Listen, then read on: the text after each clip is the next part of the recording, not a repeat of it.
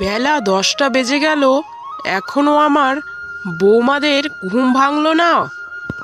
কত আশা করে 3 ছেলের বিয়ে দিয়ে ঘরে বউ নিয়ে এসেছিল, একটা বউ সংসারই হলো না গো। 3জন হলো 3 অবতার।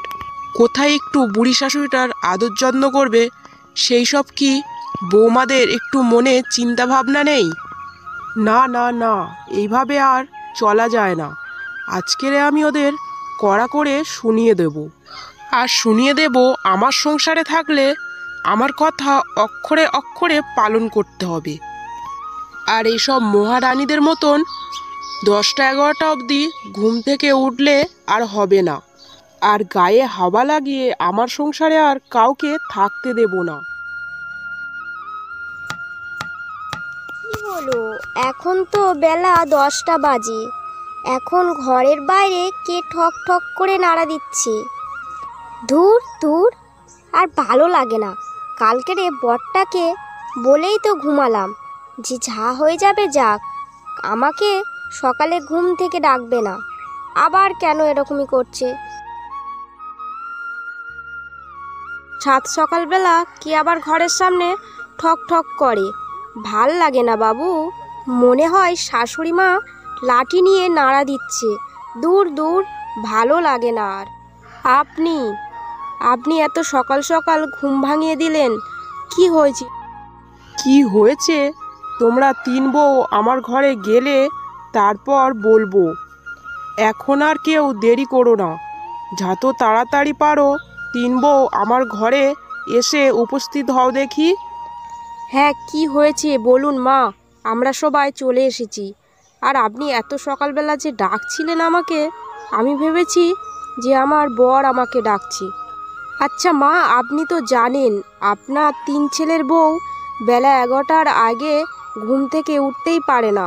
তাহলে আপনি ডাকাডাকি করো কেন? বাবা, বেলা 11টার আগে তোমরা ঘুম থেকে উঠতে পারো না, এটা আবার আমাকে জোর গলায় বলছো?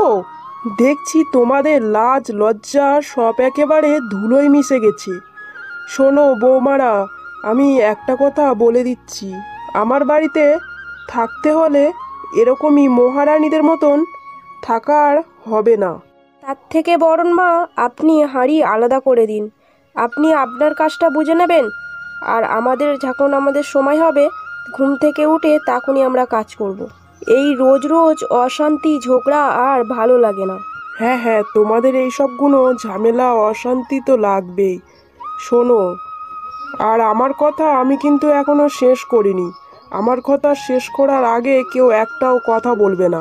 তোমরা হাঁড়ি আলাদা করতে চাইলে করতে পারো, তবে আমার ঘরের বাইরে। আমার শেষ বয়সে এক গরিব দুঃখী মেয়েকে রেখে দেব আমার কাছে। আমার 10 বিঘা জমি আর গয়না আর বাড়ি আমি তাকে শেষ বয়সে দিয়ে যাব। 10 বিঘে জমি, সিন্ধুক ভর্তি গয়না, আর এই পুরো বাড়িটা একটা বাইরের মেয়েকে দিয়ে যাবে আমরা থাকতে মা? আর আপনি 3 ছেলে 3 বউকে আপনি কিচ্ছু দেবেন না? যেভাবে তোমরা হচ্ছ দিনের পর দিন, একটা বয়স্ক শাশুড়ি মা আছে, তোমাদের সেদিকে খেয়াল নেই। তোমাদের কি বিবেক বিবেচনা কিচ্ছু নেই? তোমরা কি করে বলতে পারো একটা বয়স্ক শাশুড়ি মাকে যে আলাদা খেতে? তাহলে যদি আমি আলাদা খাবো, তাহলে 3 ছেলেকে কেন বিয়ে দিয়ে বউ নিয়ে এসেছি ঘরে?